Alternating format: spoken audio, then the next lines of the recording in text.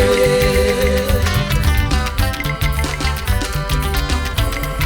Erude no ba ma so yo, ya you yo no wegbe.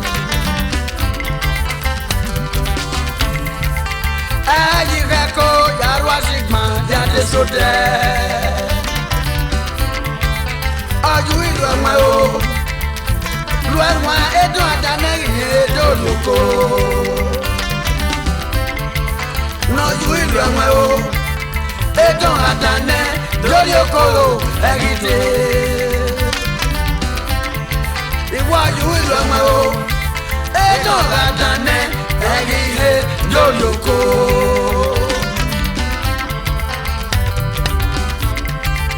Ayo wa mama ya wifi ya desode.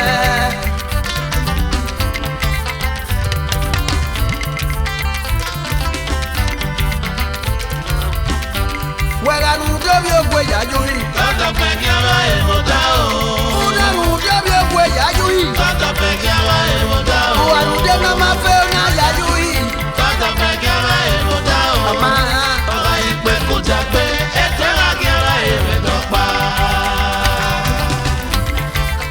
Igbo ta so wiye. Ona ware nu mojedo. Igota so we on a wale no mojedo. Ebaraje ope apa na tie ayu sebae ojo we na do so pe o ebo no ye mamune ye na wa yu sebae o ma bie eri ma owu mamune o ojo we no te so ime uwa nu do bi ogwe ya yui Tata peki awa emota o.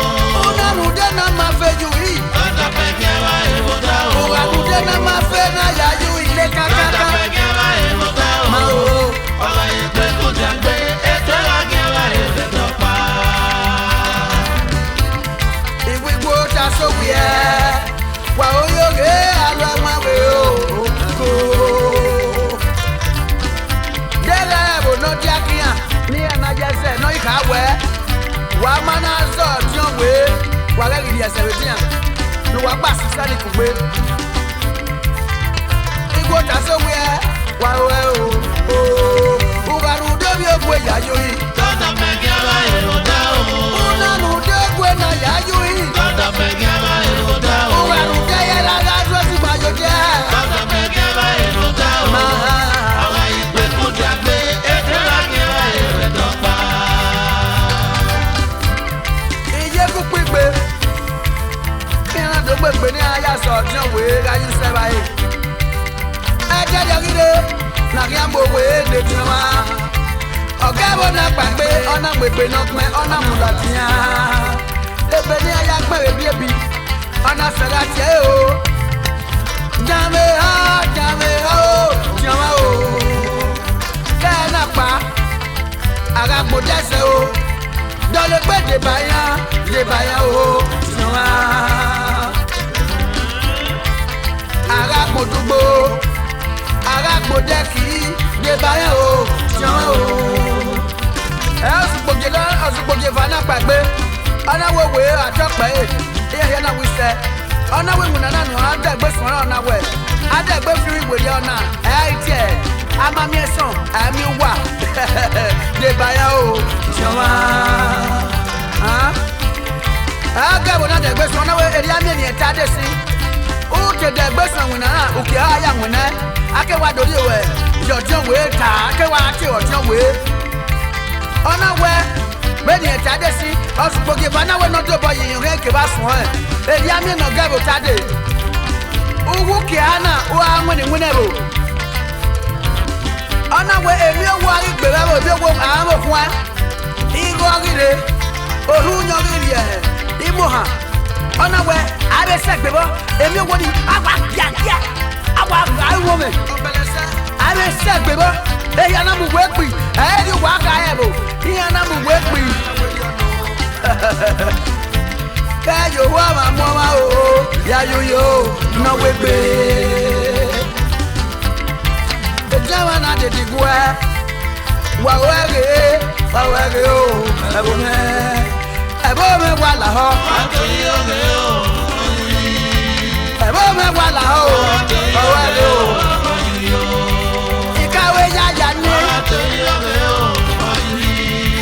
ikawe gbamane o ikawe ga nebe bona ipa nebe jonene o wala ho iana fese joma yiko igwo ta so we wa ma me mo pa de la me ta ma me era me na ga ta ma me we ase bi owo no tion we ba gwetion ona yo ba gba yo gbele ona ya gbo kokon si ro pare no diake elika o ata la ma o ebo ejo wana fi ari wa inwinebo lugbo ki eva ejo anwina o ori ya logodo ewa ni ahona si awe o ete jo wa ri pe ete na bo na ri we we joma ke igari ko o se ti do agbekin aba ebi na ri se ara ri ogwegwe Yore o, Joma, Ugarudo Biogwe Yayui. Tata Pekiala Ebotao.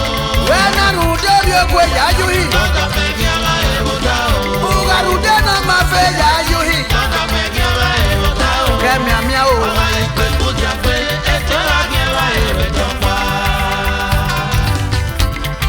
Ete Joma Rikbe. Agwom yo mafe o, Ayolona, Joma Riyekia. Edo parile ejoma pete orige ewi ne twa tori kada kwa bono ngunu akwon mi o mafe ejo na iskogo na idobido pano la o wa bo se fie ate pete fie ona di ogi agba okan biebi ona di agba boko ona di afan gbigidi ona taloyo ona yita kwani kakebe amena pete ona ya kwoe ona dia o ona toyoto pade suga ona ha gboa ona fianya igwo ta so wi o olowo ma jo le gbe fun wa gbe o ba lo wa kan mi kian eri o kan aje sa je jo le gbe fun mu dia ba lo wa kan mi o esa je no jo le gbe fun mu dia ori pade ha àwọn mi ma fe ejo wana ri ona iweri ogwa ni yesi ogana tagbe ojo we lu poge wo eyin ama mi pise